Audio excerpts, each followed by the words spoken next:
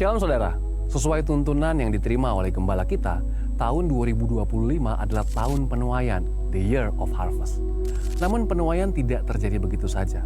Ada beberapa hal yang harus kita perhatikan sebagai seorang penuai. Dalam Voice of Pentecost kali ini, kita akan membahas mengenai syarat untuk menuai. Matius 4 ayat 19 menuliskan, Yesus berkata kepada mereka, "Mari, ikutlah aku dan kamu akan kujadikan penjala manusia." Hal ini merupakan panggilan Tuhan Yesus untuk semua orang percaya, yaitu mengikut Yesus dan menjadi penjala manusia melalui pemberitaan Injil keselamatan, melalui perkataan dan perilaku kita yang baik, sehingga jiwa-jiwa yang terhilang diselamatkan. Menarik karena dalam bahasa aslinya kata kujadikan adalah poieo yang artinya to make ready atau to prepare.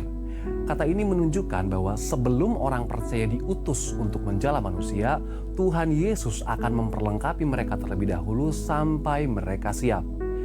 Dia menetapkan syarat bagi orang-orang pilihannya untuk melakukan pekerjaan ini. Syarat untuk penuai yang pertama adalah hidup suci. Filipi 2 ayat 15-16a menuliskan, supaya kamu tidak bercacat dan tidak bernoda sebagai anak-anak Allah yang tidak bercela di tengah-tengah orang yang jahat dan sesat ini, sehingga kamu bercahaya di antara mereka seperti bintang-bintang di dunia sambil berpegang pada firman kehidupan. Saudara, Tuhan melihat sampai kedalaman hati, sedangkan manusia cenderung melihat apa yang nampak dari luar. Bagaimanapun fasihnya kita memberitakan Injil, orang-orang akan melihat bagaimana kehidupan kita. Apakah hidup kita selaras dengan firman yang kita beritakan atau tidak?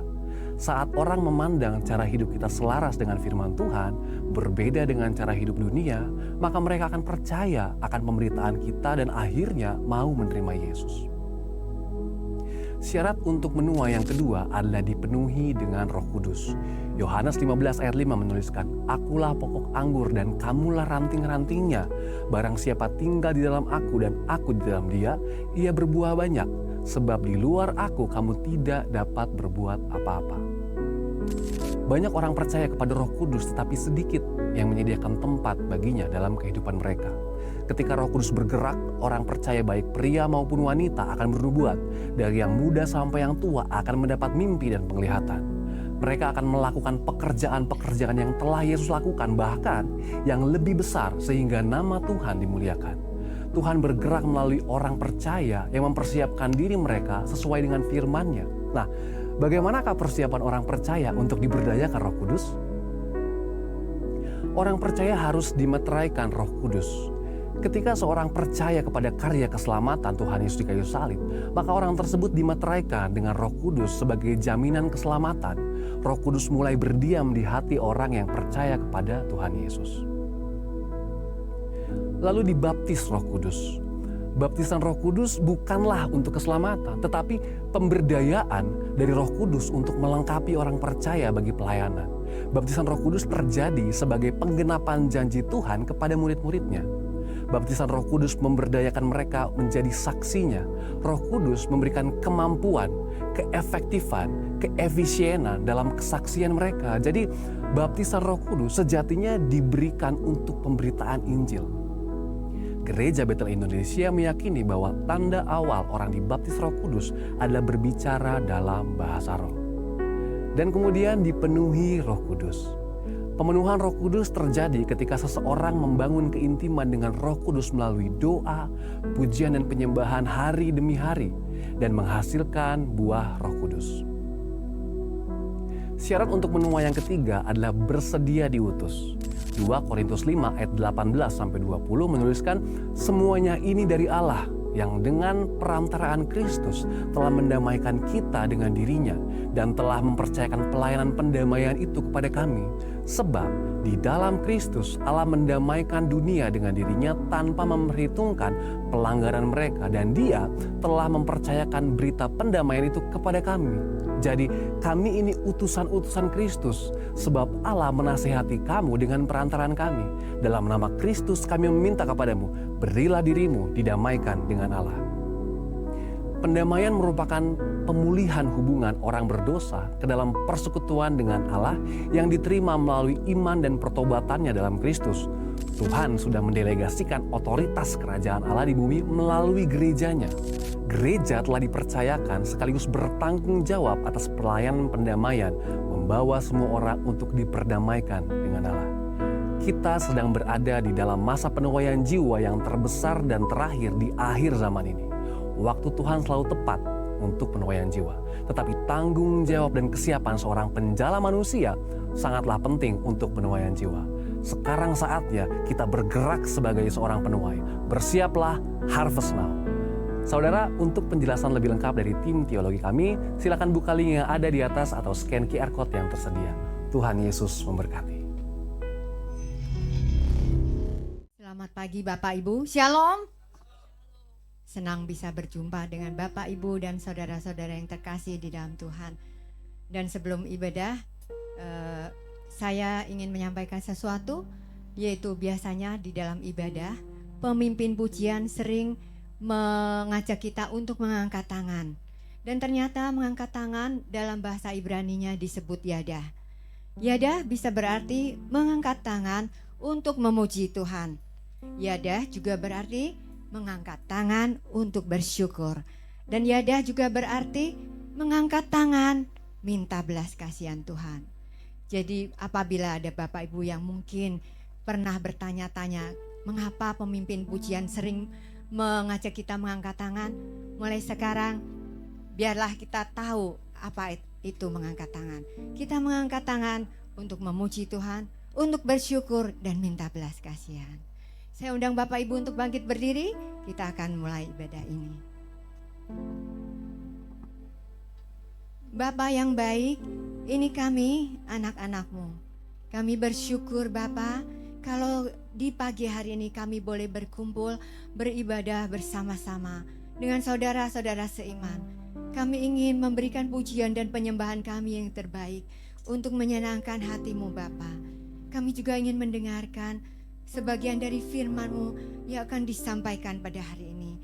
Biarlah firman-Mu menjadi bekal kekuatan kami untuk menjalani hidup kami sehari-hari dengan baik dan benar. Dan kami percaya Tuhan, dengan kuasa Roh Kudus yang menguasai dan mengendalikan hidup kami bisa menang dalam hidup ini untuk memuliakan nama-Mu. Bapa yang baik, terima kasih. Kami serahkan ibadah ini dari awal, tengah hingga akhir hanya dalam nama Tuhan Yesus Kristus. Haleluya, amin. Silakan duduk Bapak, Ibu.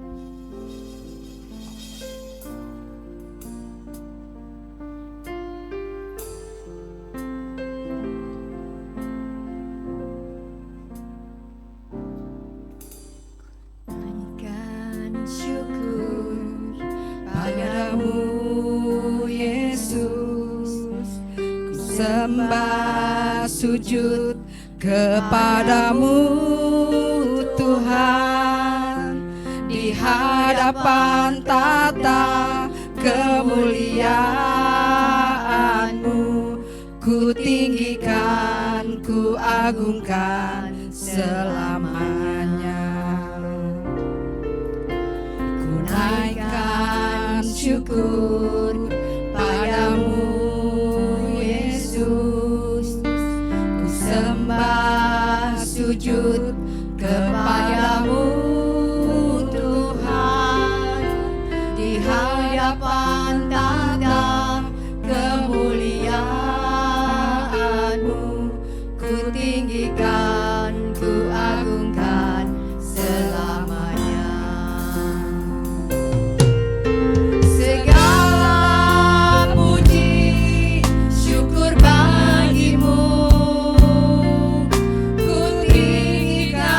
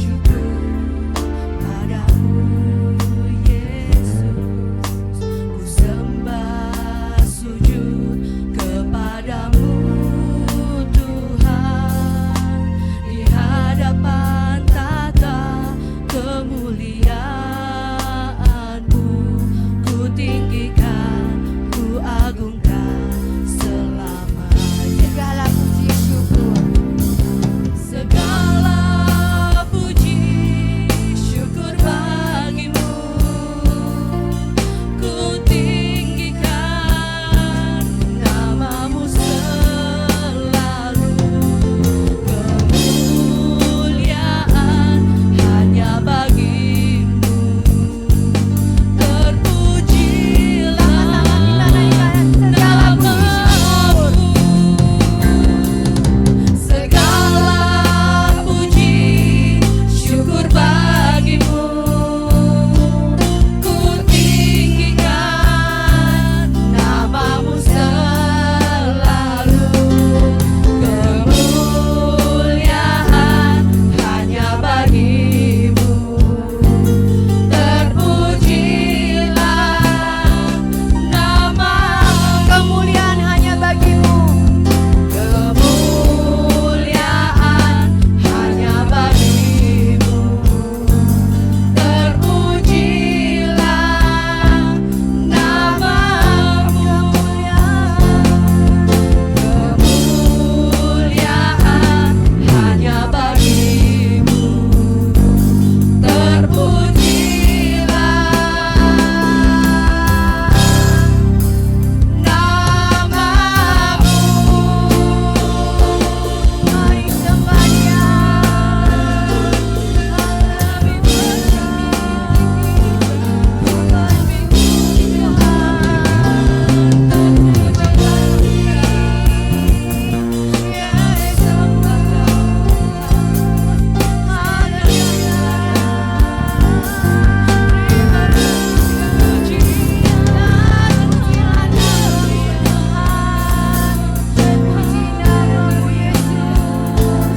Allah yang berkuasa, Allah yang mulia, kekal selamanya. Haleluya.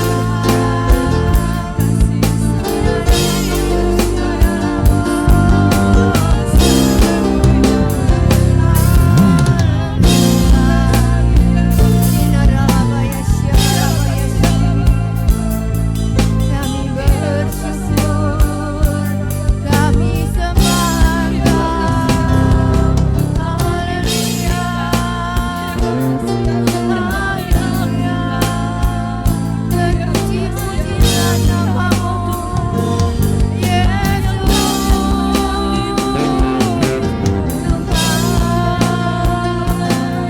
Kau yang bertata di atas pujian kami, Kau yang bertata. Haleluya. Terima kasih Tuhan, kami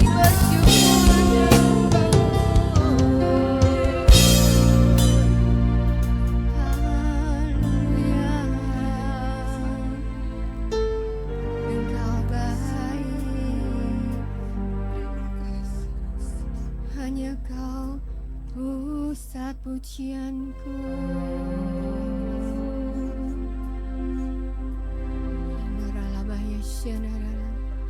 Terima kasih Tuhan, terima kasih Tuhan. Segala puji syukur bagi-Mu, ku tinggikan nama-Mu selalu. Kemuliaan hanya bagi-Mu, terpujilah nama-Mu.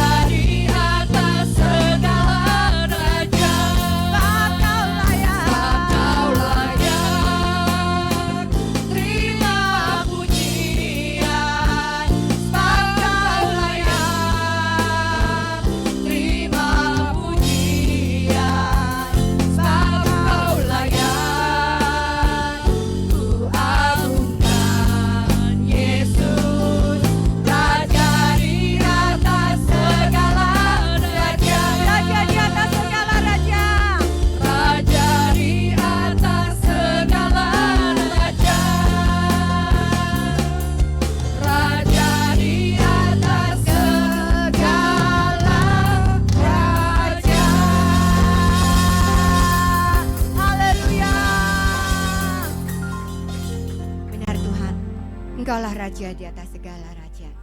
Dan kami adalah umat pilihan-Mu. Terima kasih Tuhan, Engkau telah memilih kami menjadi umat kesayangan-Mu. Dan kami ingin masuk hadirat-Mu lebih lagi Tuhan. Memuji dan memuliakan nama-Mu. Bapa yang baik, terima kasih. Terimalah segala hormat, pujian, dan kemuliaan yang dari kami, anak-anak-Mu. Dalam nama Tuhan Yesus, kami sudah berdoa, kami bersyukur, dan kami percaya. Sama-sama kita katakan, amin. Mari Bapak Ibu, saya undang untuk bangkit berdiri. Kita akan masuk hadirat Tuhan dengan hati bersyukur dan dengan puji-pujian kita yang terbaik. Amin.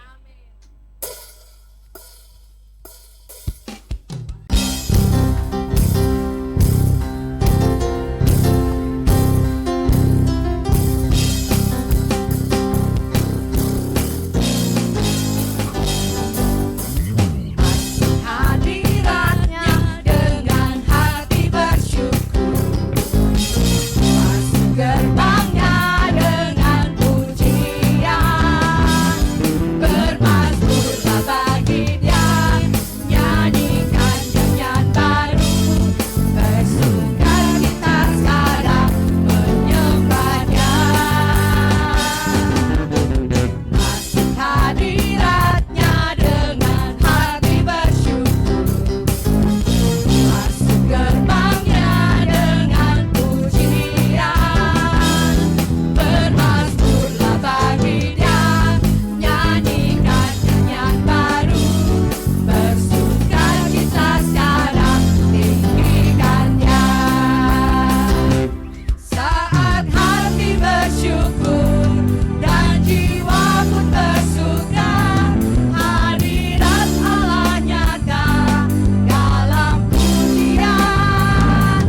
Saat kami menyembah dan tangan pun berangkat, Tuhan hadir dalam pujian umat-Nya.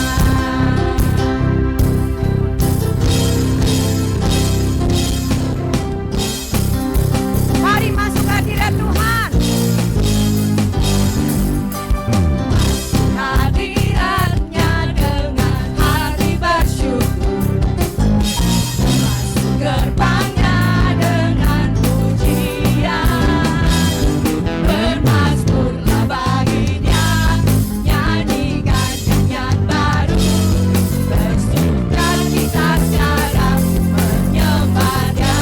Mari masuk hadiratnya dengan hati bersyukur, masuk gerbangnya dengan pujian, bermazmurlah bagi Dia, nyanyikan nyanyian baru, bersukacita sekarang tinggikan Dia. Saat hati bersyukur dan jiwa pun bersuka, hadirat Allah nyata dalam pujian. Saat kami menyembah dan tangan pun terangkat, Tuhan hadir dalam pujian umat-Nya. Saat hati bersyukur dan jiwa pun bersuka, hadirat Allah nyata dalam pujian. Saat kami menyembah dan tangan pun terangkat, Tuhan hadir dalam pujian umat-Nya. Tuhan hadir, Tuhan hadir dalam pujian umat-Nya. Tuhan hadir dalam pujian umat-Nya. Haleluya. Allah kita adalah Allah yang dahsyat dan ajaib. Amin. Dia mampu melakukan segala perkara. Amin. Haleluya.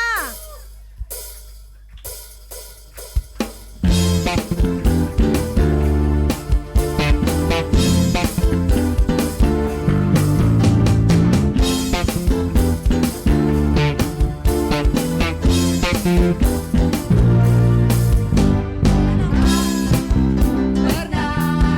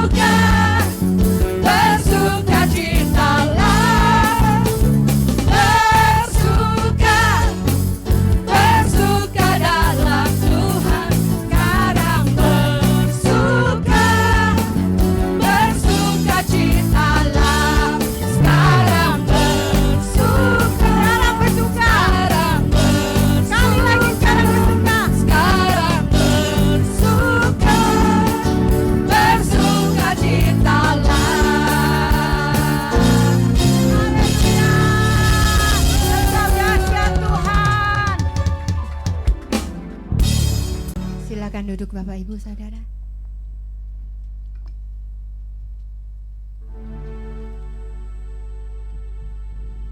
Tuhan, terima kasih. Terima kasih Tuhan, Engkau baik dalam hidup kami. Dan kalau sebentar kami ingin mendengarkan firman-Mu, berbicaralah Tuhan, melalui Bapak Gembala kami. Urapi dan sempurnakan persiapan yang telah dibuatnya. Biar apa yang disampaikan melalui mulutnya berasal daripada-Mu, dan dapat membangun jemaat di tempat ini menjadi jemaat yang takut akan Tuhan dan mengasihi Tuhan dengan segenap tubuh, jiwa, roh, akal, budi. Terima kasih Tuhan, Engkau penolong kami yang setia.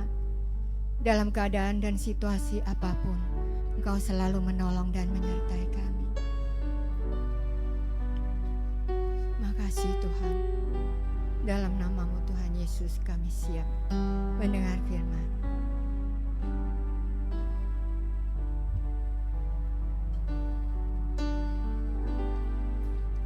Saat ku berjalan,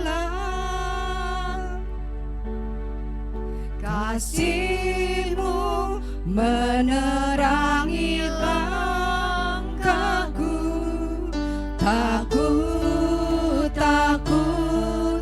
Tak ku bimbang, karena ku tahu Kau bersamaku.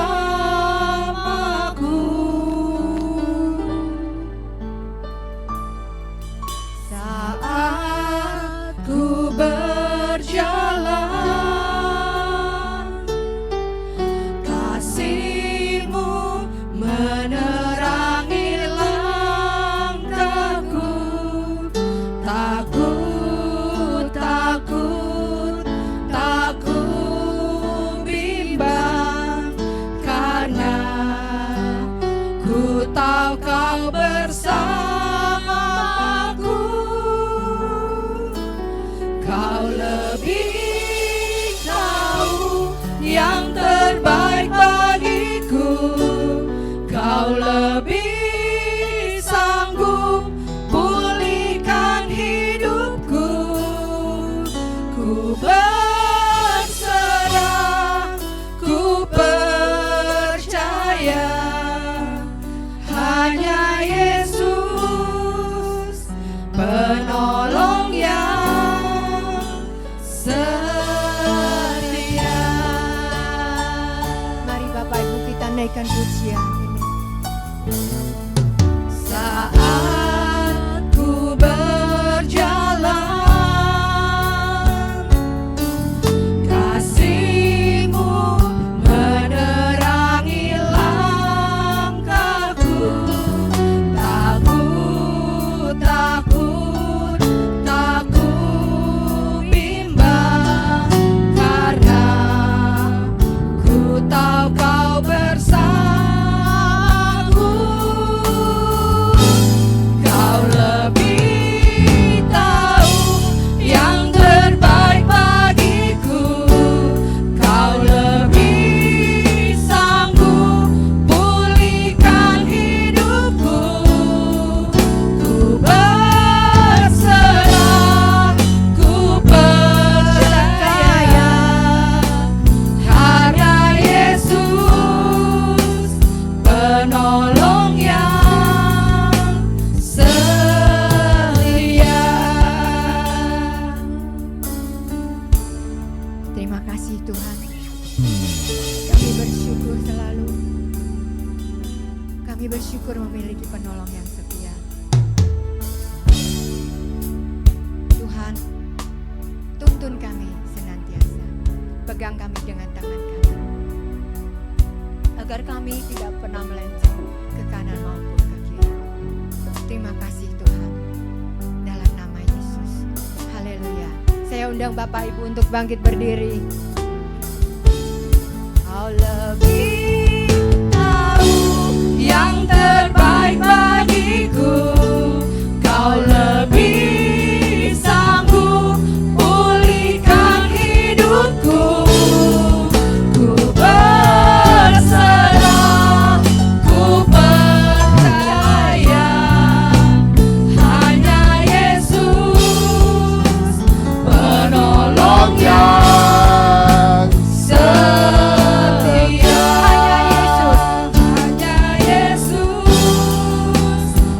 penolong yang setia. Hanya Yesus, penolong yang setia. Kasih tepuk tangan buat Tuhan. Yes, Lord Jesus. Tuhan, terima kasih untuk pagi siang hari ini Tuhan. Kami punya Allah yang penolong kami yang setia. Amin. Dimanapun kami berada dalam perlindungan Tuhan. Amin. Tidak ada mara bahaya, sakit, penyakit apapun yang masuk dalam kehidupan kami. Karena kami percaya ada pertolongan Tuhan. Terima kasih Yesus. Biar setiap kami Tuhan boleh menikmati hadirat Tuhan. Boleh menikmati apa yang Tuhan sudah kasih buat kami. Dalam nama Yesus kami berdoa dan mengucap syukur atas segala sesuatunya. Di dalam nama Yesus kita berdoa dan mengucapkan syukur.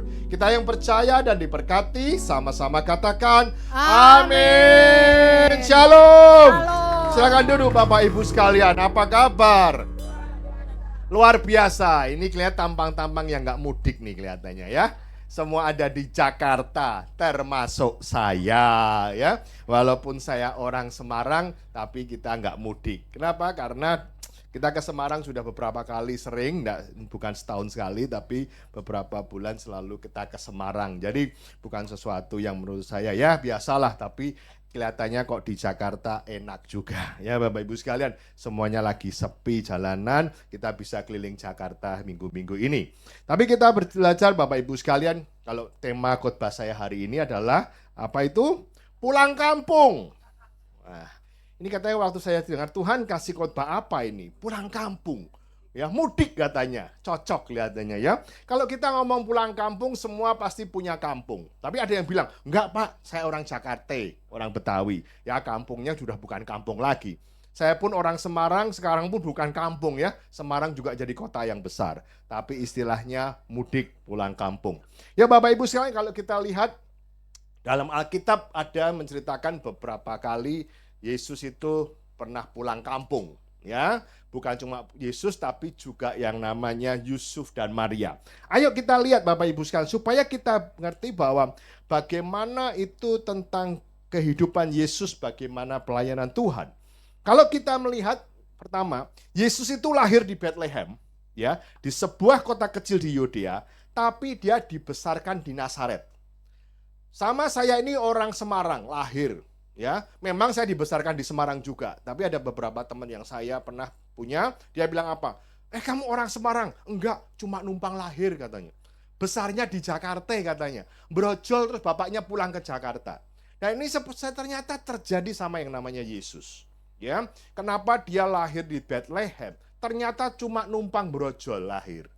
Setelah itu dia kembali ke Nazaret. Nah, ini sesuatu yang kita mau pelajari hari ini.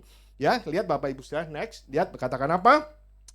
Maka pergilah semua orang mendaftarkan diri masing-masing di kotanya sendiri. Demikian juga Yusuf pergi dari kota Nazaret di Galilea ke Yudea ke kota Daud yang bernama Bethlehem. Berarti di sini dijelaskan bahwa Yusuf tinggalnya di Nazaret, bukan di Bethlehem. Tapi dia harus mudik. Harus pulang karena waktu itu dilakukan sensus. Dan ini jelas sekali dikatakan karena ia berasal dari keluarga dan keturunan Daud. Nah, ini sesuatu yang kita harus pelajari dan mungkin sesuatu yang mengejutkan. Kenapa saya katakan mengejutkan? Ternyata dikatakan yang keturunan Daud itu Yusuf, bukan Maria. Jelas ya Bapak Ibu sekalian? Ini satu yang Bapak Ibu mungkin sekali hari ini, loh beratanya Yesus itu keturunan Daud, dilahirkan oleh Maria. Tapi sebenarnya keturunan Daud adalah Yusuf. Jelas ya Bapak Ibu sekalian? Jadi bukan katakan, loh tapi katakan karena ia berasal dan supaya didaftarkan bersama-sama dengan Maria, tunangannya yang sedang mengandung. Artinya apa? Dalam sensus itu, Maria didaftarkan menjadi keluarga Yusuf. Dan ini yang secara legal dikatakan bahwa Yesus keturunan Daud. Jelas ya Bapak Ibu sekalian? Ini kadang-kadang orang bilang, loh Katanya keturunan Daud. Loh, Maria lahir oleh karena Roh Kudus, bukan karena bukan karena Yusuf. Nah, ini sesuatu yang kita mau pelajari hari ini. Kenapa ini terjadi? Kita lihat, ternyata apa? Waktu itu dikatakan pada zaman itu, Kaisar Agustus menerbitkan semua dekret, dikatakan apa? Semua pulang. Kita mau sensus. Berapa sih jumlah penduduknya? Akhirnya apa? Semua mudik pulang. Dan kondisi waktu itu Maria sedang mengandung. Oleh karena roh Tuhan. Oleh karena tunangannya, yaitu Yusuf. Dan ini yang dikatakan apa? Pada waktu perjalanan, proses ini ya mengakibatkan Maria melahirkan di kota Bethlehem. Yang kita sekarang percayai bahwa dia Yesus berasal dari Bethlehem. Dan di sini dikatakan apa? Untuk apa? Untuk menggenapi nubuatan Nabi selanjutnya. Next, berikutnya. Multimedia kita belajar hari ini. Menggenapi kenubuatan. Kenapa Yesus lahir di Bethlehem? Ya, di sini dikatakan di Mika 5 ayat 2 sampai 3. Ayat ini, kitab ini sudah dibikin, sudah ditulis sekitar 750 sampai 700 sebelum Masehi. Wow. 700 sebelum Yesus lahir, ini sudah dinubuatkan bahkan bahwa akan lahir juru selamat penolong Israel di Bethlehem. Bapak Ibu saya lihat kita ayatnya. Tetapi engkau, hai Bethlehem Efrata, hai yang terkecil di antara kaum-kaum Yehuda, daripadamu akan bangkit bagiku seorang yang akan memerintah Israel. Yang permulanya sudah sejak purbakala, sejak dahulu kala. Sebab itu ia akan membiarkan mereka sampai waktu perempuan yang akan melahirkan telah melahirkan. Lalu selebihnya dari saudara-saudaranya akan kembali kepada orang Israel. Di sini sudah dijelaskan. Kenapa? Kenapa bahwa akan ada seorang yang bangkit dari Israel yang lahir di Bethlehem. Bapak Ibu saya ini sesuatu yang luar biasa. Kalau kita ngomong soal mudik, tentu kita punya yang namanya kampung halaman. Tadi saya bilang, salah satu pengerja bilang, kenapa nggak mudik? Wah Pak, mudiknya jauh. Kalau mudik itu kosnya sekitar 10 juta katanya. Saya tahu, apalagi zaman sekarang, waktu-waktu sekarang. Saya lihat ya, tiket pesawat, tiket hotel semuanya naik 2 kali lipat. High season kalau orang bilang. Saya bilang demikian, apa? Wah Pak macet. Memang macet. Wah Pak takut segala macam. Banyak orang yang berusaha untuk pulang sebelumnya. Karena untuk menghindari hal tersebut. Mungkin saya tidak tahu. Biasanya dalam masa-masa seperti ini tingkat kecelakaan sangat tinggi. Ya, tapi kalau ngomong soal kecelakaan, mau dimanapun ya podo wae. Baru-baru ini kita dengar apa? Jumat kemarin terjadi apa? Gempa. Di mana? Bangkok dan Myanmar. Itu kan kita tahu, itu kan salah satu destinasi turis. Benar nggak? Bangkok itu kan favorit karena biaya nggak terlalu mahal biaya hidupnya. Itu pun juga nggak luput yang namanya gempa bumi. Namanya kecelakaan. Saya mau katakan dimanapun ya bisa terjadi. Tapi kita terus berdoa selalu dalam perlindungan Tuhan.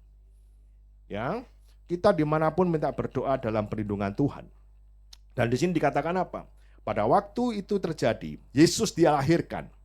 Dan akhirnya begitu dia lahir, tidak lama, Yesus harus lari ke Mesir. Kenapa? Karena pada waktu itu Herodes katakan apa? Semua anak-anak yang lahir akan dibunuh. Yang umur 2 tahun ke bawah akan dibunuh. Wow.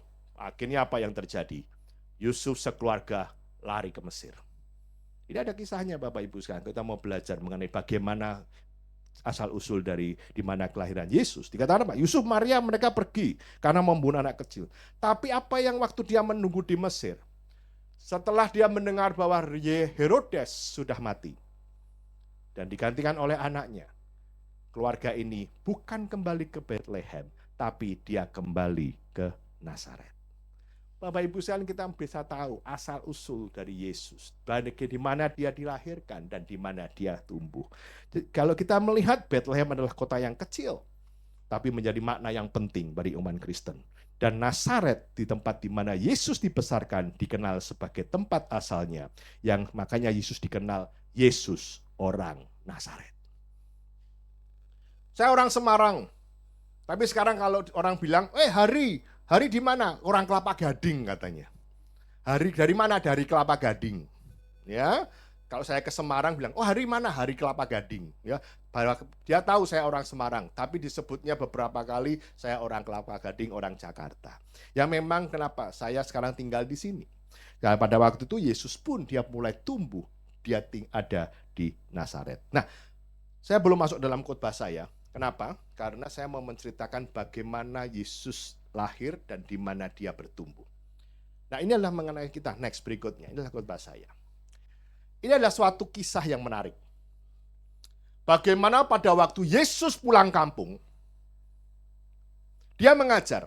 Saya bacakan Bapak Ibu sekalian di Markus 6 ayat 1 sampai 5. Kita mau belajar hari ini bagaimana apa yang terjadi pada waktu Yesus pulang kampung. Tentu kita semua pernah namanya pulang kampung. Yang pertama, ketika Yesus berangkat dari situ dan tiba di tempat asalnya, sedang murid-muridnya mengikuti dia. Tentu dia bukan seorang bayi lagi, bukan seorang yang kecil. Dia mungkin sudah berkeliling tempat lain dan dia balik. Pada hari Sabat, ia mulai mengajar di rumah ibadat dan jemaat yang besar takjub ketika mendengar dia. Dan mereka berkata, dari mana diperolehnya semua itu? Hikmat apa pula lah yang diberikan kepadanya? Dan mujizat-mujizat yang demikian bagaimanakah dapat diadakan oleh tangannya? Wow, waktu Yesus pulang kampung, dia mengajar di rumah ibadah, dan semua orang yang mendengarnya takjub. Wow, luar biasa, pengajarannya hebat, luar biasa. Ini yang dialami waktu Yesus pulang kampung. Tapi apa yang terjadi? Next, berikutnya. Bukankah ini tukang kayu? Anak Maria, saudara Yakobus, Yoses, Yudas, dan Simon.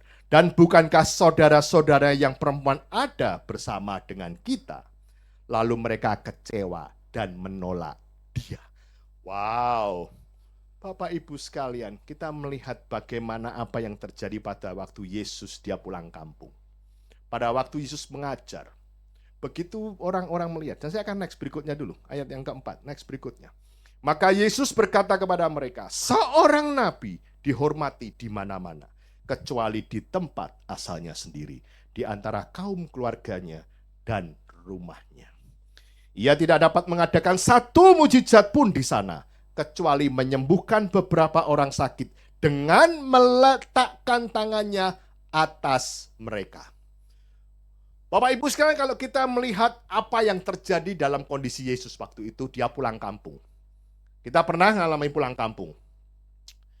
Waktu pulang kampung, orang belum tahu siapa itu Yesus. Waktu dia mengajar, semua orang katakan, wow, dahsyat, pengajarannya hebat, ada anugerah. Tapi pada waktu dia find out, mengerti, bahwa ini ternyata anak tukang kayu. Dia hanya Maria. Dan apa yang terjadi? Orang-orang sekampungnya menolak dia. Menyedihkan enggak? Bapak Ibu sekalian, kita melihat kesempatan pulang kampung Yesus rumah ibadah. Awalnya mereka takjub.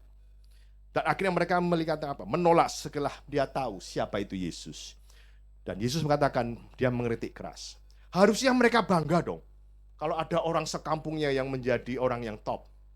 Beberapa waktu ini saya dapat WA dari salah satu teman saya. Salah satu konglomerat pulang kampung. Siapa yang nonton dapat WA-nya? Wow, dielulukan di kampungnya. Wow, luar biasa. Hebat, bener ya? Saya nggak usah sebutkan namanya, nanti Bapak Ibu kan dapat. Waktu dia pulang kampung ke China, wah semua katakan hebat, luar biasa. Kaya raya sih. Konglomerat, duitnya banyak. Orang mengelulukan. Tapi pada waktu apa yang terjadi dari seorang Yesus? Dia pulang kampung. Orang sudah melihat bahwa ada urapan dalam Yesus. Tapi sekampung mereka menolak karena dia tahu bahwa Yesus hanya seorang anak tukang kayu. Kadang-kadang Yesus heran, harusnya kita bangga kalau ada orang yang hebat di antara kita. Hari ini saya terus berdoa. Dari gereja ini harus keluar pemimpin masa depan. Harus ada keluar pemimpin-pemimpin gereja di tempat ini. Harusnya bangga. Sama halnya waktu saya bilang, saya menjadi seorang pendeta. Waktu saya reuni, teman-teman selalu bilang gini, wih, Hari jadi pendeta loh. Gua tahu Badung dulu katanya. Kok bisa ya jadi pendeta? Katanya begitu loh. Ih, pelecehan nih saya bilang. Kalau sudah ngomong yang enggak, ada Pak Pendeta lewat. Kenapa? Karena kita di SMA, di SMP bersama-sama, Badung ya. Padahal saya juga suka trek-trekan. Wih, dulu kalau waktu SMP pakai BMX. Wih, naik sepeda yang naik gini. Cis, bisa gua. Tapi jangan tanya sekarang ya. Roda 1 BMX. Wih, dulu grup gengnya Monsa namanya. Wis, mantap. Itu SMP sepeda. SMA naik sepeda motor. Protolin semua pokoknya. Tinggal rangkanya yang penting jalan. Siapa ngalami? Pasti ngalamin lah anak muda dulu. Karena apa? Dulu nggak ada WA, nggak ada handphone. Bener nggak? Ya, tuh. Semua kalau WA handphone mainnya di rumah. Tapi kalau waktu itu enggak. Kita semua keluar. Ya, kalau perlu cari jalanan yang rata, yang nggak ada polisi tidur. Dites dulu. Wah, kalau ada polisi susah, nanti putar baliknya. Wih, trek-trekan. Mantap, wah. Itu dulu. Tahu. Wih, pendetanya ngetrek. Tahu kisahnya, tapi sejak dari pendeta akhirnya mereka kan tentunya kita belajar untuk berubah. Bapak Ibu, ini sesuatu yang akan terjadi. Bagaimana seorang yang pulang kampung. Dan kita lihat, kenapa? Seorang konglomerat datang dielulukan. Karena apa? Duitnya banyak. Saya nggak heran kok, orang kalau pulang kampung hari-hari ini, kecuali ini lihat lagi berita yang agak membingungkan nih, bukan membingungkan, apa? Cerita yang kurang enak. Biasanya toko emas tuh rame. Kalau mau pulang kampung, bener? Beli emas. Nanti habis pulang, jual emas. Tapi kemarin saya dapat berita, toko emas sepi. Nah ya jelas, emas sekarang segram 1,8, 2 juta. Harga emas mahal kok, bener gak? Nah tadi pagi, ini suatu yang bisnis yang unik lagi saya dengar. Ada penyewaan handphone iPhone coba. Sungguh ini tadi waktu saya sebelum pergi saya nonton TV. Penyewaan handphone iPhone laris. Ada yang bisa pinjam 3 jam. Gara-gara mau pulang ketemu teman bawa handphone iPhone. Juga. Oh my God. Katanya kalau yang 3 jam satu hari itu 80.000, ada yang 300.000. Gara-gara sewa handphone iPhone. Saya waktu berita tadi pagi, sebelum saya ke sini, itu ada di Malang, mereka bikin bisnis handphone. Peminjaman. Supaya apa? Kelihatan keren. Bawa handphonenya lain gini. Toko emasnya kalau mulai pulang kampung, emasnya berjalan. Wih, emas. Habis itu jual lagi. Habis pulang kampung. Itu mulai mau mendekati pulang kampung, mobil kredit banyak. Maksa dikit, walaupun nggak punya bisa cicilan. Nanti setelah selesai jual lagi. Kenapa? Seringkali orang melihat apa? Melihat orang itu dihargai oleh karena ekonominya. Ini yang salah. Mayoritas sosial kita di daerah sini, orang-orang apa? Katakan, oh kalau orang kaya dihargain. Bahaya loh. Benar. Kalau menilai seseorang sukses oleh karena uang, itu bahaya. Makanya saya bilang banyak koruptor tuh nggak takut. Kenapa nggak takut? Ya, korupsinya 1 triliun, di penjara 6 bulan. 6 tahun misalnya. 6 tahun dapat 1 triliun mana bisa? Bener nggak? Nggak takut. Udah 6 tahun jalanin, habis itu kaya raya. Artinya apa? Orang nggak takut sekarang hari-hari begini. Kenapa? Bahwa kita tahu hari-hari ini bahkan banyak orang yang cinta akan uang. Ini bahaya. Dan penilaian orang, padahal kita lihat bagaimana seorang Yesus pun diremehkan. Ini sesuatu yang kita lihat bagaimana kita menyadari bagaimana kalau orang dinilai, orang dihargai oleh karena uang. Dan kita harus belajar Bapak Ibu sekalian. Kita menghargai orang bukan karena ekonominya. Karena kita mengenal Tuhan. Karena kita punya Allah yang perkasa. Dan kita lihat apa yang terjadi. Next berikutnya. Kalau kita lihat dari firman Tuhan yang saya sampaikan hari ini. Banyak orang yang gak pulang kampung karena katanya, Pak, saya malu kalau pulang kampung. Gak ada yang bisa dibanggakan. Nanti kalau pulang kampung gua ditanyain, kapan nikah? Bener ya? Ini lama-lama ada cowok pinjaman ini. Ngaku-ngaku gua tunangan gua nih. Pulang kamu nikah. Nanti kalau sudah nikah besoknya ditanya lagi, kapan hamil? Sewa anak lagi nanti. Mantep deh. Habis punya hamil 1 minta, kapan 2? Nggak beres. Kapan 3? Kalau sudah 4, kebanyakan. Nggak pernah selesai. Orang menilai nggak pernah selesai. Kita jadi apa? Merasa, oh kurang terus. Orang menilai kurang. Kita harus melihat dari sisi yang positif. Bukan dari kekurangan, tapi dari keunggulan. Orang kali sering melihat kekurangan. Paling gampang melihat kekurangan. Makanya orang bilang, gua males dah pulang dah. Bapak Ibu sekalian, ini hari-hari ini kita harus merubah paradigma kita. Bagaimana kita menerima seseorang apa adanya. Bukan karena ada apa-apanya. Ngerti ya Bapak Ibu sekalian? Ini sesuatu yang kita lihat. Dan apa yang terjadi waktu firman ini disampaikan? Katakan apa? Orang-orang begitu dia mendengar Yesus, mereka awalnya membuka hati. Wow, luar biasa. Tapi begitu dia tahu siapa Yesus hanya seorang tukang kayu, hati mereka tertutup. Ada penolakan. Kenapa? Karena waktu terjadi penolakan, apa yang terjadi? Ternyata Tuhan tidak bisa membuat mujizat di situ. Ini sesuatu yang luar biasa, kadang-kadang kita nggak masuk akal. Tuhan bisa dong bikin mujizat. Tapi Bapak Ibu lihat di ayat yang kembali ke ayat tadi, lihat. Back kembali. Next. Nah, lihat setelah ini. Nah, ini. Back, satu lagi. Nah, lihat Bapak Ibu sekalian. Ia tidak dapat mengadakan satu mujizat pun di sana. Something yang Bapak Ibu akan pertanyakan. Dia Tuhan loh. Dia Yesus loh. Apa yang terjadi? Iya, Yesus tidak dapat mengadakan mujizat.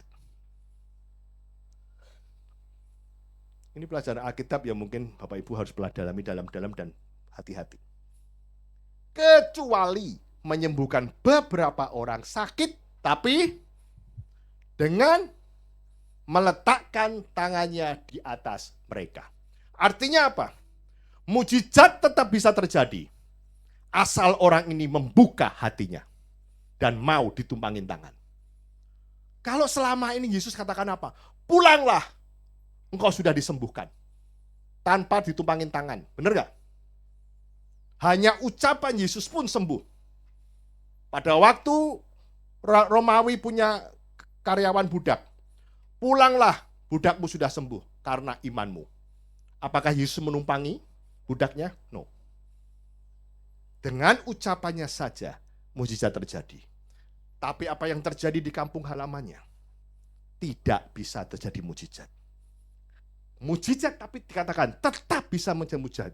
Dengan meletakkan tangan. Berarti apa? Orang yang menerima itu membuka hati. Bapak Ibu sekalian, mujizat gak akan terjadi kalau engkau gak membuka hati sama Yesus. Kalau engkau masih tertutup, engkau gak percaya dengan Yesus. Bapak Ibu sekalian, ini yang terjadi. Makanya Bapak Ibu sekalian, kita selalu berdoa. Tuhan, Pak Pendeta, tolong tumpangin tangan saya. Tolong tumpang saya. Artinya apa? Kau membuka hati untuk hadirat Tuhan masuk dalam hidupmu. Kalau kau menutup, mujizat tidak akan terjadi. Bapak Ibu, ini sesuatu yang ternyata apa yang dialami Yesus. Yang berikutnya, next. Dikatakan apa? Tetap bersaksi. Jangan takut memberitakan Injil. Wong Yesus saja pernah ditolak kok. Apalagi kita. Ditolak nggak? Yesus sampai bilang, wow luar biasa ada penolakan di kampung halamanku. Karena dia tahu saya lahir dari seorang tukang kayu. Dan itu ternyata Tuhan izinkan. Supaya apa? Benar-benar orang yang mau terima Yesus itu yang diselamatkan. Saya pernah berandai-andai. Tuhan, kenapa kamu nggak lahir di anak sebagai seorang anak raja? Mungkin dia sebagai bangsawan Romawi. Mungkin anak orang kaya. Benar gak? Kalau kita pernah berpikir seperti itu, lihat. Yesus, kalau kamu lahir di anak sebagai anak raja, wih, itu Masyarakatmu suruh terima kamu juga mereka pasti patuh karena takut. Betul nggak? Tapi kenapa Yesus memilih dia lahir dari seorang yang miskin, seorang tukang kayu? Artinya apa? Pilihan kamu ikut Yesus itu keluar dari hatimu, bukan karena paksaan. Kalau dia seorang anak raja, dia seorang pangeran, berkuasa, bisa nggak kamu dipaksa? Bisa. Tapi karena dia dari seorang tukang kayu yang sederhana, bukan dari orang kaya. Menerima Yesus adalah pilihan hatimu. Bukan, sekali lagi, bukan karena paksaan. Wow. Ini sesuatu yang luar biasa, kita punya Yesus. Engkau ikut Kristen, jangan dipaksa. Anak-anak ikut Kristen bukan karena mamahmu orang Kristen. Tapi kamu harus sadar bahwa kamu milik Tuhan. Makanya kalau sebagai saya orang hamba Tuhan, saya kalau membaptis, saya nggak boleh baptis anak-anak. Anak-anak itu nggak boleh dibaptis. Tapi diserahkan untuk Tuhan. Saya dengan otoritas apa? Dengan iman kedua orang tuamu. Karena anak ini belum bisa memutuskan. Pada waktu dia sudah akil balik, umur 12 tahun ke atas, baru dia memutuskan untuk ikut Yesus atau tidak. Baru seorang pendeta boleh membaptis. Sekali lagi, pilihan ikut Tuhan adalah your choice. Bukan paksaan papa mama. Bukan karena papamu orang Kristen, kamu harus jadi orang Kristen. Jangan itu menjadi alasan. Kamu jadi orang Kristen karena kamu percaya bahwa kamu punya Yesus. Ini yang luar biasa loh. Kalau kita belajar dari ini, Yesus saja ditolak kok. Mungkin kita waktu menjadi saksi di rumah, kok takut. Kemarin saya bilang sama anak saya, paling sulit itu bersaksi buat keluarga. Paling sulit itu menasehati keluarga. Bener apa bener nih kelihatannya? Bener ya? Paling sulit. Rasanya ngotbahin orang luar lebih gampang dari ngotbahin orang tua. Ini happening loh. Dan ternyata Yesus pun ngalami gitu loh. Jadi is okay. Kamu kalau ditolak di keluargamu is okay. Memang itu Tuhan pun ditolak. Tapi yang saya mau katakan tetap bersaksi. Karena ada firman Tuhan katakan apa?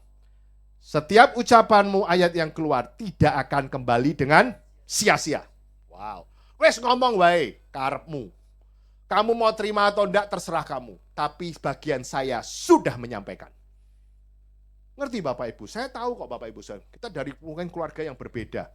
Masing-masing dengan latar belakang yang berbeda. Puji Tuhan kalau papamu sudah ikut Tuhan. Tapi kalau papamu belum ikut Tuhan, kamu pulang kampung, apa yang terjadi? Mungkin masih ada adat-adat istiadat yang terjadi. It's okay. Penolakan itu bisa terjadi. Wong Yesus saja ditolak. Yang berikutnya, tetap beriman. Tadi saya katakan, mau mujizat terjadi dalam hidupmu, tetap beriman.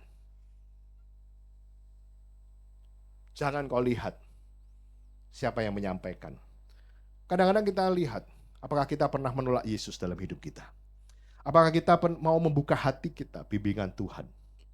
Apakah kita mau mengusahakan kita punya relasi yang baik dengan Tuhan. Mau saya katakan hari ini tempat ini, jangan pilih-pilih pendeta. Jangan cari gereja yang pendetanya viral. Jangan cari pendeta karena pendetanya ganteng. Wong di sini sudah ganteng. Ketawa ini pelecehan ini. Nah kan di rumah sendiri dilecehkan kan? Wah pendetanya ganteng ini. Wih ke gereja sana. Wih pendetanya lagi viral. It happening. Karena orang lihat pendetanya. Bukan lihat Yesus di dalamnya. Saya mau katakan apapun, mau pendeta siapapun di sini yang ngomong, saya bilang. Itu pasti Tuhan yang suruh ngomong. Saya pernah, waktu saya panggil seorang pendeta. Saya dengar khotbahnya loh biasa aja. Bener. Maaf ya, saya bukan menghakimi ya. Kok biasa aja? Menurut saya suatu biasa yang tidak suatu yang unik. Nggak, ya suatu yang istimewa.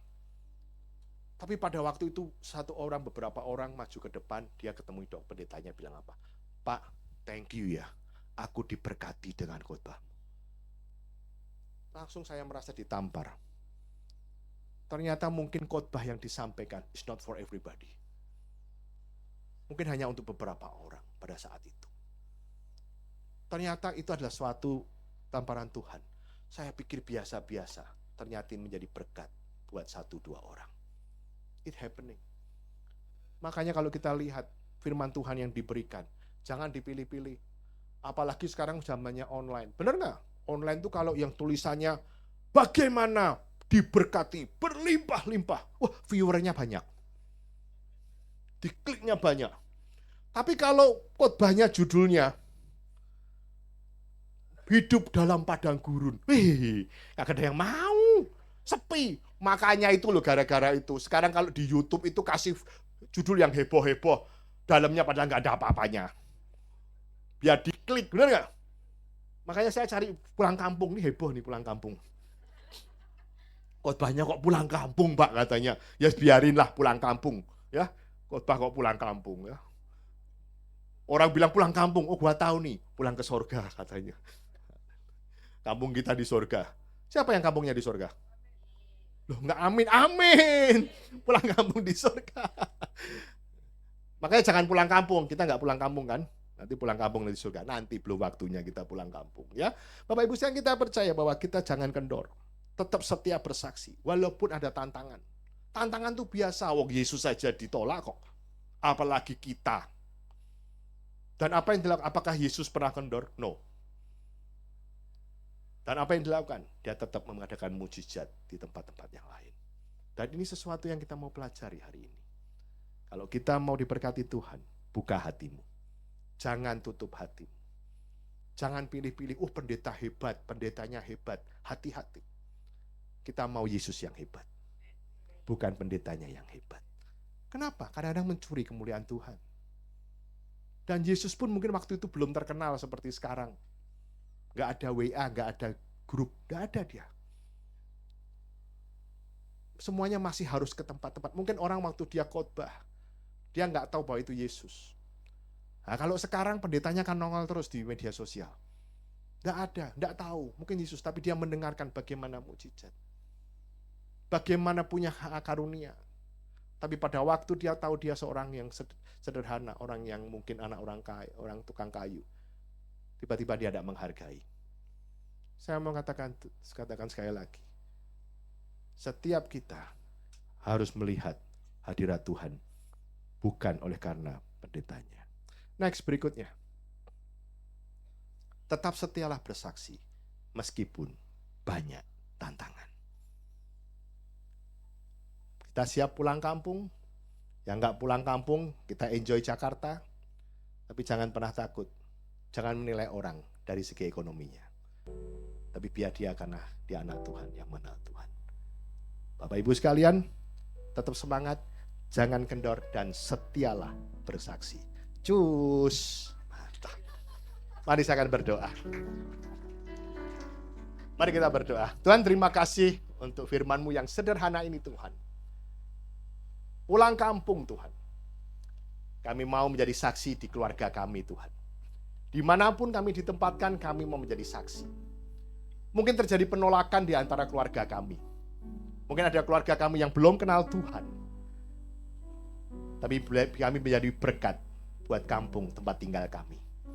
Biar setiap kami diberkati Tuhan. Dimanapun kami berada, diberkati Tuhan. Biar kami bisa declare and display Christ di antara keluarga kami. Bukan oleh harta benda yang kami miliki Tuhan. Tapi oleh karena kami mengenal Yesus. Berkati jemaat di tempat ini Tuhan. Kalau beberapa dari kita semua masih akan melakukan perjalanan yang jauh. Mungkin masih akan berlibur Tuhan. Berkati perjalanan mereka. Beri mereka kesehatan. Tidak ada mara bahaya. Kendaraan yang dipakai semuanya baik. Dan kami percaya ada perlindungan Tuhan. Dan setiap kita yang tinggal di Jakarta, biar mereka bisa enjoy Jakarta. Mereka menjadi berkat buat orang-orang di sekitarnya. Dan terus menyenangkan hati Tuhan. Terima kasih buat jemaat di tempat ini Tuhan Yesus. Kami percaya biar semuanya ini untuk kemuliaan nama Tuhan. Di dalam nama Yesus kami berdoa dan mengucapkan syukur. Haleluya. Amin. Kasih tepuk tangan buat Tuhan.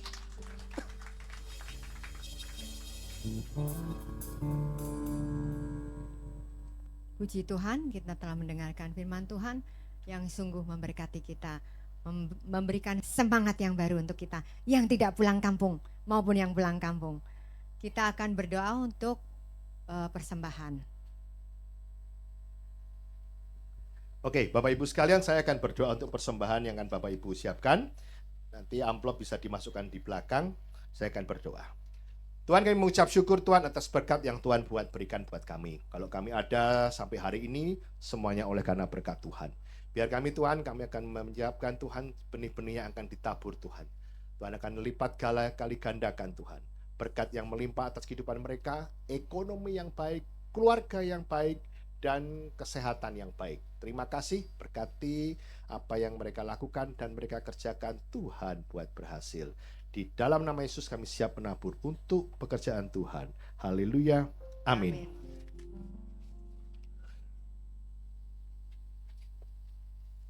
Kita akan mendengarkan pengumuman lewat multimedia.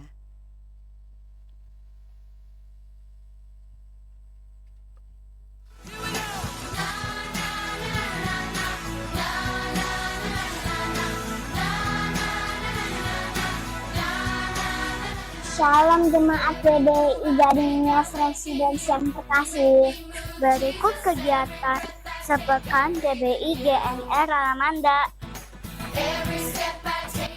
Kami mengundang opa-oma, bapak, ibu, kakak, dan adik untuk hadir dalam ibadah raya yang diadakan 2 kali pada jam 8 dan 10. Setiap ibadah akan disertai dengan ibadah sekolah minggu di balai warga. Bagi rekan-rekan kaum muda silahkan untuk hadir di ibadah anak muda yang diadakan di jam 12.30. Kami mengundang opa, oma, bapak, dan ibu untuk hadir di ibadah UMAS pada hari Rabu jam 10. Mari Bapak Ibu yang rindu untuk bertumbuh bersama memenangkan jiwa, kita bergabung di Community of Love atau KUL yang diadakan setiap hari Kamis dan Jumat jam 19. Dan ada juga saat teduh untuk anak muda di hari Jumat jam 8 malam. Bagi Bapak Ibu yang ingin berdoa bersama, silahkan hadir setiap hari Sabtu jam 6 pagi. Bagi jemaat yang rindu didoakan konseling baptisan air, penyerahan anak, dan juga mendapat kartu jemaat GBI GNR Alamanda, silahkan menghubungi pelayan jemaat. Untuk Bapak Ibu yang ingin mengikuti ibadah kita secara online, silakan mengikuti di YouTube channel GBI GNR Alamanda. Dan jangan lupa untuk follow, subscribe, share, dan like sosial media kita. Untuk persembahan perpuluhan ucapan syukur dan perawatan gereja Bapak Ibu dapat memberikan melalui amplop persembahan dan memasukkannya di kotak persembahan atau mentransfer melalui rekening BCA yang tertera di layar atau melalui kris dan mesin edisi yang sudah kami sediakan. GBI GNR Alamanda memiliki lembaga pendidikan untuk kelompok bermain dan TK bertempat di Tower Dahlia lantai 1. Informasi lebih lanjut hubungi 0878 0867 5266. Demikian kegiatan sepekan GBI GNR Alamanda. Tuhan Yesus memberkati.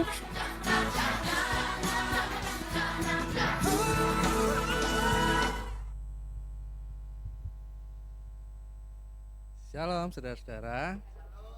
Kita tadi diberkati dengan firman dari Pak Gembala. Tadi pengumuman bagus juga ya, anak kecil ya. Mungkin bulan depan kita bisa Pak Gem sama Bu Gem yang bacain, Pak Hari bisa di belakang atraksi pakai BMX.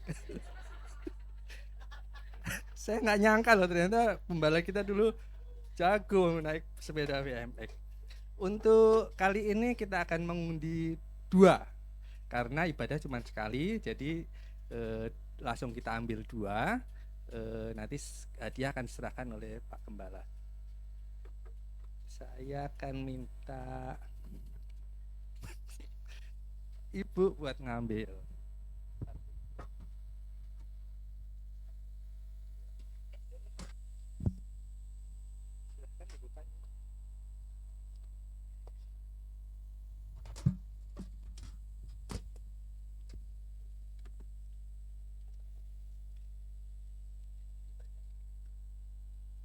Sheni Tansil.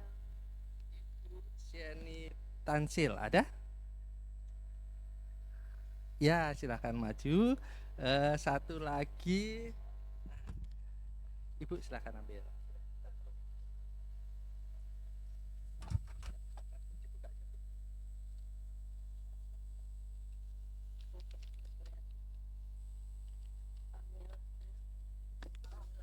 Ibu Pamela, ada? Wah, ada semua 2.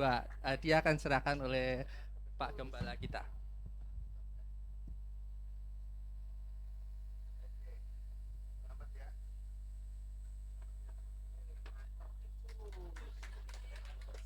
Cus, kata Pak Hari. Tadi seperti khotbah Pak Gembala juga kita harus bersaksi. Jadi kalau Bapak Ibu punya kesaksian bisa share dengan kita. Nanti menghubungi pengerja dan mungkin akan ditanya dulu kesaksiannya dan akan dipersilakan untuk kesaksian. Terima kasih, Tuhan Yesus memberkati. Puji Tuhan. Tadi kita lupa mengucapkan terima kasih untuk Pak Hari, terima kasih untuk sharing firman Tuhan. Tuhan memberkati Pak Hari, Ibu Devi, ketiga orang anaknya, usahanya, pelayanannya, semua Tuhan berkati dan buat berhasil. Adakah pengumuman dari Youth? Livi, Youth pengumuman? Gak ada. Oke, kita akan berdoa syafaat. Saya undang Bapak Ibu untuk bangkit berdiri.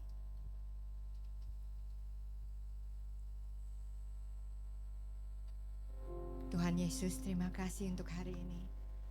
Terima kasih untuk firman-Mu Tuhan, yang mengingatkan kami untuk membuka hati, menerima Yesus sebagai Tuhan dan Juru Selamat, tetap bersaksi dan tetap beriman. Tuhan, tolong kami ketika kami dipenuhi dengan kegiatan kami.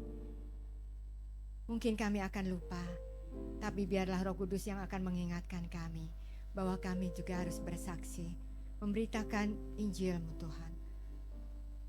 Tuhan, kami juga bersyukur untuk Pak Hari sebagai gembala di tempat ini. Biar Tuhan berkati Pak Hari, berkati Ibu Devi dan ketiga orang anaknya. Berkati dengan panjang umur, sehat dan berbahagia, serta selalu menjadi contoh yang baik, sehingga kami yang berjemaat di tempat ini boleh melihat kemuliaan-Mu melalui Pak Hari dan keluarganya. Terima kasih Tuhan, berkati pelayanannya, berkati semua yang dikerjakannya, juga usahanya. Biar Tuhan buat berhasil dan nama Tuhan yang dimuliakan. Kami juga berdoa Tuhan untuk Pak Niko dan semua gembala-gembala cabang khusus ranting maupun rayon. Tuhan, kiranya Engkau memberkati keluarga mereka masing-masing. Keluarga hamba-hamba-Mu ini Tuhan, yang setia untuk memberitakan firman-Mu. Kami juga berdoa Tuhan untuk semua hamba-hamba Tuhan di seluruh dunia. Mari Tuhan Engkau pagari mereka dan tutup bungkus dengan darah Yesus, sehingga tidak ada lagi hamba Tuhan yang terjatuh karena apapun juga, tetapi Engkau membentengin mereka Tuhan. Mereka boleh menjadi alat-Mu untuk memberitakan kerajaan Allah sudah dekat. Terima kasih Tuhan, terima kasih. Kami juga berdoa untuk semua pengerja dan pelayan Tuhan di tempat ini, dan juga untuk semua jemaat di tempat ini. Biar Tuhan berkati kami sesuai dengan kebutuhan kami. Tuhan tolong kami juga ketika nanti kami berlibur bersama keluarga kami masing-masing. Biar penyertaan-Mu Tuhan senantiasa bersama kami. Selalu mengingatkan kami apa yang harus kami katakan, apa yang harus kami lakukan untuk kami menjadi berkat dimanapun Engkau tempatkan kami berada. Terima kasih Tuhan, kami juga berdoa untuk bangsa dan negara kami yang tercinta yaitu Indonesia. Tuhan berkati Pak Prabowo dan Gibran wakilnya. Tuhan beri mereka takut akan Tuhan di hati yang terdalam mereka, sehingga mereka tidak tergoyahkan ketika iming-iming untuk melakukan hal-hal yang tidak baik dan tidak benar itu. Tuhan kuatkan dan teguhkan mereka untuk mereka boleh Engkau pakai Tuhan, menjadikan Indonesia maju dan Indonesia emas bagi kemuliaan-Mu. Terima kasih Tuhan, terima kasih buat semuanya. Kami juga berdoa Tuhan untuk jemaat yang mungkin sakit sehingga tidak dapat beribadah. Mari Tuhan, biar Tuhan Engkau lawat mereka supaya mereka pun beroleh sukacita yang daripada-Mu. Roh Kudus kuatkan dan teguhkan mereka di tempat manapun mereka. Mungkin ada yang di rumah, di unit maupun di rumah sakit karena dirawat. Tuhan Engkau menyertai dan melawat mereka. Biar Engkau juga tolong Tuhan supaya kami semua yang sehat ini juga boleh berdoa syafaat senantiasa. Baik bagi teman-teman sepelayanan maupun bagi jemaat yang Kau percayakan untuk kami bina. Terima kasih Tuhan, terima kasih. Segala hormat, puji, kemuliaan hanya kami persembahkan kepadamu saja. Dan kami juga tak lupa menantikan berkat yang daripada-Mu yang akan disampaikan melalui hamba-Mu Pak Hari. Terima kasih Tuhan. Dalam nama Tuhan Yesus kami berdoa, mengucap syukur dan kami percaya. Haleluya. Amin.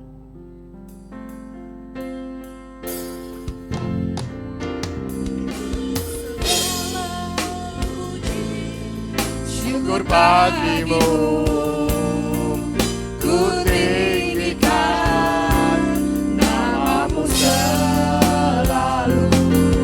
Kemuliaan hanya bagimu. Terpujilah namamu. Segala puji syukur. Segala puji syukur bagimu. Ku tinggikan namamu selalu. Kemuliaan hanya bagimu. Terpujilah namamu. Terpujilah namamu. Terpujilah namamu. Terpujilah. Terpujilah namamu. Mari angkat tangan kita. Saya akan berdoa. Tuhan berkati Tuhan setiap tangan-tangan terangkat Tuhan. Kalau mereka akan melakukan perjalanan yang jauh Tuhan. Berkati mereka Tuhan. Perlindungan Tuhan sempurna. Tidak ada mara bahaya, sakit, penyakit, kecelakaan apapun yang mereka akan alami di dalam perjalanan melibur mereka Tuhan. Dan berkat daripada Allah Bapa, Putra dan Roh Kudus. Dan penyertaan yang manis dengan Roh Kudus melalui Tuhan Yesus Kristus yang akan menjaga hidupmu, memulihkan keadaanmu, baik ekonomimu, baik kesehatanmu maupun keluargamu. Dan Yesus senantiasa akan menjaga engkau dan memelihara engkau mulai hari ini dan sampai kedatangannya yang kedua kali, bahkan sampai selama-lamanya. Dan diberkati, sama-sama katakan Amin. selamat berlibur, Tuhan Yesus memberkati. Tetap jaga kesehatan dan berhati-hati di jalan. Amin.